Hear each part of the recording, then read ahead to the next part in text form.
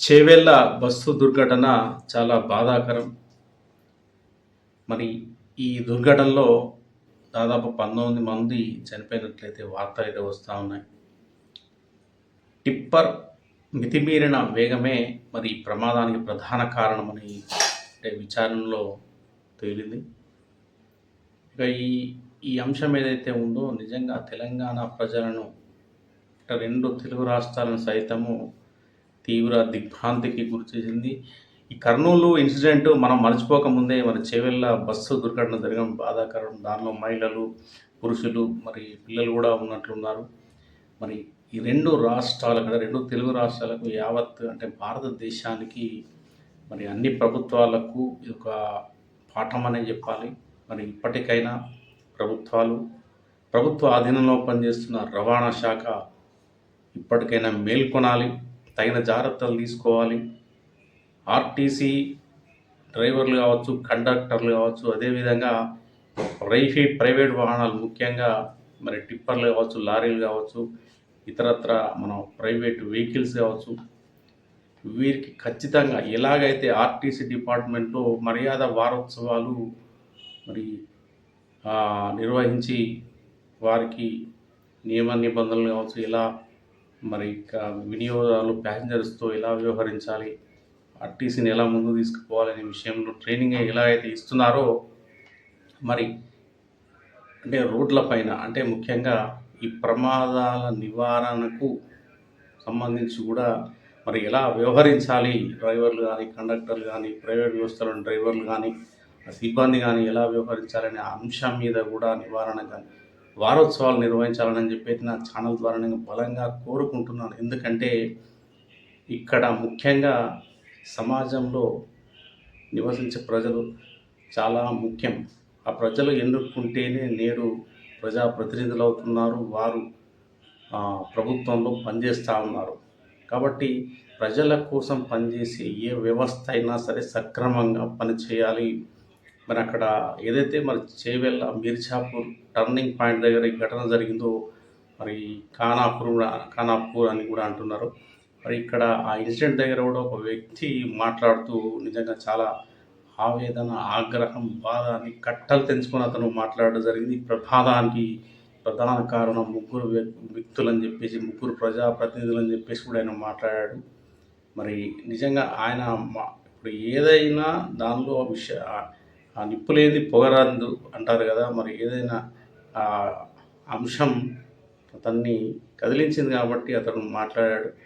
మరి ఎందుకు మరి ఈ ఈ ప్రమాదాలు జరుగుతూ ఉన్నాయి అంటే రోడ్లు సరిగా లేకపోవడం కావచ్చు, మితిమీరిన వేగం, ఓవర్ స్పీడ్ కావచ్చు, ఏవైతే టిప్పర్లు ఇప్పుడు ఏదైతే మరి ప్రభుత్వ బస్సు అంటే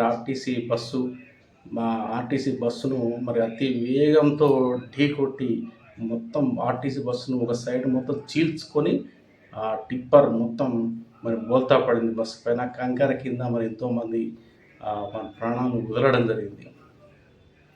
మరి గతంలో కూడా న్యాయస్థానాలు మరి ఈ టిప్పర్ల పైన అంటే ఒక మందం పాటి గుడ్డలను కప్పి తీసుకెళ్ళాలని చెప్పినప్పటికీ కూడా, తీర్పులు ఇచ్చినప్పటికీ కూడా న్యాయస్థానం యొక్క మరి తీర్పులను కూడా న్యాయస్థానాలు కూడా ఈరోజు పట్టించుకోకుండా టిప్పర్లు నడుపుతున్న మరి ఏవైతే ఓనర్లు కావచ్చు, వారు మరి దారుణంగా ఒక సన్నటి గ్రీన్ గుడ్డను కప్పేసి తీసుకెళ్తూ ఉన్నారు.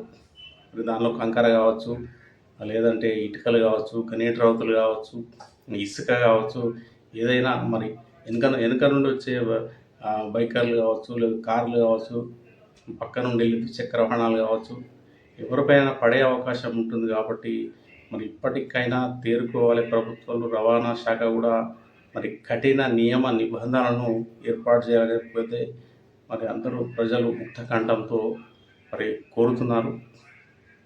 మరి ఏదైతే ఈ ప్రమాదం ఏదైతే ఉందో, మరి ప్రమాదం అయితే నిజంగా కర్నూలులో జరిగింది. మరి వారం గడవక ముందే మళ్ళీ ఈ దుర్ఘటన జరగడం అనేది చాలా బాధాకరం. ఇది ముఖ్యంగా ఎందుకు ఈ కారణం జరిగిందని తెలుసుకుంటే మనము ముఖ్యంగా ఫిట్నెస్ లేని వాహనాలు రోడ్లపైన తిరగడం కారణము, అదేవిధంగా నాణ్యత లేని రోడ్లు సరిగా లేకపోవడం, మానవ తప్పిదాలు కూడా ఒక కారణంగా చెప్పుకోవచ్చు మనం. రవాణా శాఖ నియమ నిబంధనలు ఏవైతే ఉన్నాయో కఠినంగా ఉన్నాయి. వాటిని వీళ్ళు పాటించకపోవడం అనేది ఒక కారణం కూడా కావచ్చు. అతివేగం కూడా ఈ ప్రమాదాలకు కారణమవుతుంది. నేనైతే చూశాను, చాలామంది డ్రైవ్ చేస్తూ కూడా సిగరెట్లు వెలిగిస్తూ ఉంటారు. డ్రైవ్ చేస్తూ కూడా వాటర్ తాగుతూ ఉంటారు.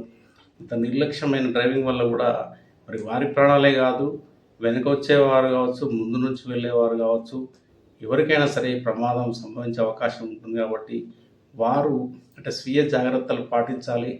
ప్రభుత్వం రవాణా శాఖ ఏదైతే నియమ నిబంధనలు పెట్టిందో అవి కఠినంగా మరి పాటిస్తే ఇలాంటివి మరి నివారించడానికి ఆస్కారం ఉంటుంది. ఎందుకంటే పోయిన ప్రాణాలు తిరిగి రావు. వారి కుటుంబాలు మరి శోక సంద్రంలో మునిగిపోయి వాళ్ళు ఎంత రోధిస్తుంటారనేది మనం టీవీలలో చూస్తూ ఉన్నాం. వాళ్ళు మరి ఎంత ఎక్స్గ్రేషియా చెల్లించినా, మనం ఎంత బాధపడ్డా, ప్రభుత్వం ఎంత ఆదుకున్నా కూడా ప్రాణాలు తిరిగి రావు. కాబట్టి ప్రతి ప్రాణం విలువైంది అని చెప్పి ప్రతి ఒక్కరు భావించాలి.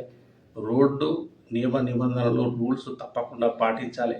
మద్యం తాగొద్దు, డ్రైవ్ చేసేటప్పుడు సిగరెట్లు వెలిగించొద్దు, వాటర్ బాటిల్ తాగొద్దు, ఓవర్ స్పీడ్తో డ్రైవ్ చేయొచ్చు. టర్నింగ్ పాయింట్ల దగ్గర జాగ్రత్తగా డ్రైవ్ చేయాల్సిన అవసరం ఎంతైనా ఉంది. మరి ఇవన్నీ జాగ్రత్తలు తీసుకుంటే కానీ ఈ ప్రమాదాలను నివారించలేము. మరి